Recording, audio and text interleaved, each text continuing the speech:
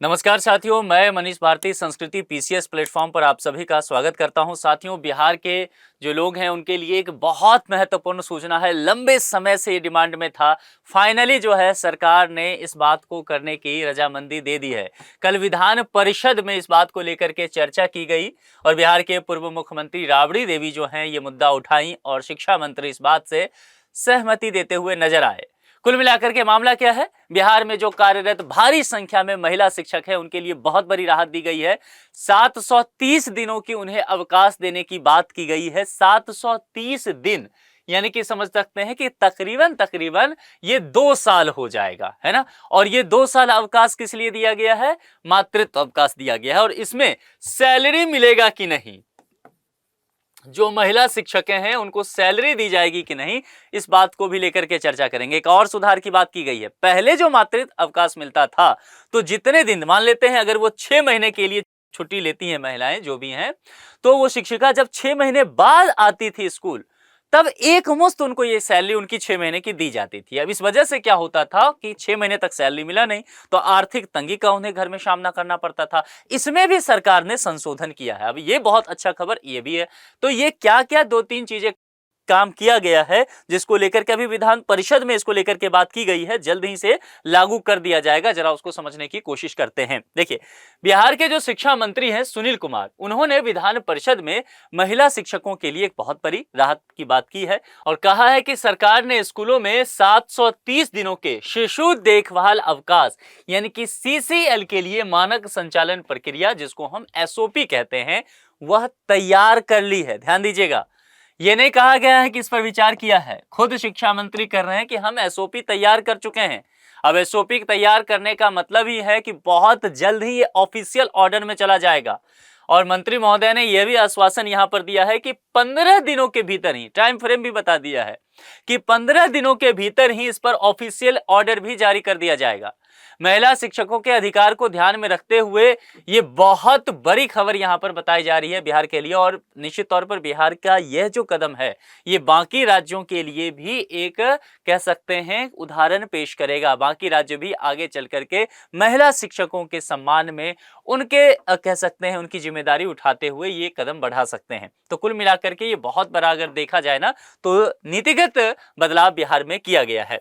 महिला शिक्षकों के अधिकार को ध्यान में रखते हुए सरकार ने यह कदम उठाया है ताकि छुट्टियों के मैनेजमेंट में भी ट्रांसपेरेंसी आ सके। अगर किसी स्कूल में मान लेते हैं 3-4 महिलाएं हैं और वो इस अवकाश सीसीएल में चली जाती हैं, तो फिर किस तरह से काम किया जाएगा, वहां पढ़ाई की कैसी बात चलेगी, इस बात को भी तो ध्यान में रखना है। तो इस नजरिए से भी ये जरूरी होगा। अब दूसरी बात, वेतन में बदलाव को लेकर के जो बहुत महत्वपूर्ण है।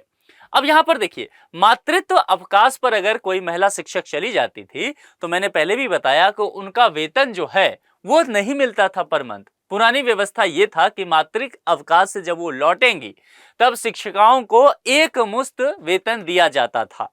अब इससे निश्चित तौर पर उन्हें आर्थिक रूप से परेशानी होती थी।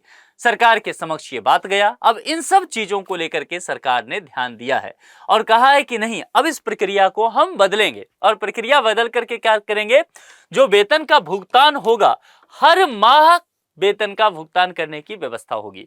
यानी कि भले ही वो छुट्टी पे रहे, वो 6 माह तक घर पे ही रहे, मातृत्व अवकाश लेकर के रहेंगी, फिर भी बाकी शिक्षकों को जितने तारीख को सैलरी मिल जाया करेगा उनको भी उतनी ही तारीख को सैलरी मिलेगी। एक मुश्त की व्यवस्था यहां पर खत्म करने की बात की जा रही है। और यहां पर भी ध्यान रखना है, यहां पर भी शिक्षा मंत्री ये कह रहे हैं कि एसओपी हम पहले से ही तैयार कर चुके हैं और पहले ही एसओपी 3 महीने पहले जारी कर दी गई थी। तो इस बात को लेकर के भी जल्द ही ऑफिशियल नोटिफिकेशन आएगा। तो निश्चित तौर पर इससे महिला कर्मचारियों को हर समय जो है समय पर पैसा मिलेगा और उनकी आर्थिक स्थिति बेहतर होगा और मातृत्व अवकाश भी उनको मिल सकेगा। इन सब चीजों को लेकर के बिहार की पूर्व मुख्यमंत्री राबड़ी देवी ने यह सुझाव दिया था। सदन में ट्रांसफर के मुद्दों को भी ये उठाया। ये तीसरा मुद्दा है, महिला शिक्षकों से ही जुड़ा। तो 3 महत्वपूर्ण बात को लेकर के महिला शिक्षकों से जुड़ा हुआ काम किया गया है। कि होता क्या है कि मान लीजिए बिहार में अगर चर्चा करते हैं तो अगर मानते हैं कि एक महिला शिक्षिका है वो पटना की रहने वाली है, ठीक है, और उनका जो पोस्टिंग है वह पूर्णिया है। अब देखिए, पटना मगध में पड़ गया राज्य की राजधानी, और पूर्णिया एकदम सीमांचल पे पड़ गया। तो पूरा ये गंगा पार करके इतने किलोमीटर जो है 5-6 घंटे का ये रास्ता वहां उनको जाना पड़ता है या वहीं पर रहना पड़ेगा। तो इस वजह से इनको कभी घर आना हो, पटना आना हो तो बड़ी समस्या हो जाती है। तो कुल मिलाकर के ये कहा गया, राबड़ी देवी जी की तरफ से सुझाव दिया गया कि इनको होम डिस्ट्रिक्ट ही क्यों नहीं शिक्षिका को दे दिया जाए। अगर जहां पर वो होम डिस्ट्रिक्ट है उसी होम डिस्ट्रिक्ट में उनकी नौकरी दे दीजिए, आखिर वहां पे भी तो जरूरत है। तो मान लेते हैं ऐसा कर सकते हैं कि जो पूर्णिया की शिक्षिका जहां उनको दे दिया पोस्टिंग, उनको आप होम डिस्ट्रिक्ट दीजिए पटना, और जो यहां से होंगे उनको वहां दे दीजिए। तो कुल मिलाकर के ये होम डिस्ट्रिक्ट तैनाती की भी बात की जा रही है, और दूर दराज जिलों में जो ट्रांसफर की बातें हैं, जो दिक्कतें आ रही है, उसको लेकर के एक सकारात्मक सुझाव दिया गया। अब यहां पर समझिए ये सुझाव है, शिक्षा मंत्री ने क्या कहा है, इस बात को हम जरा ध्यान से देखते हैं। शिक्षा मंत्री ने इस सुझाव को सकारात्मक बताया है और उन्होंने कहा है कि विभाग इस बात को लेकर के गंभीरता से विचार करेगी, है ना। यानी कि आने वाले समय में आप ये देख सकते हैं कि बिहार में महिला शिक्षिका को होम डिस्ट्रिक्ट मिलेगा।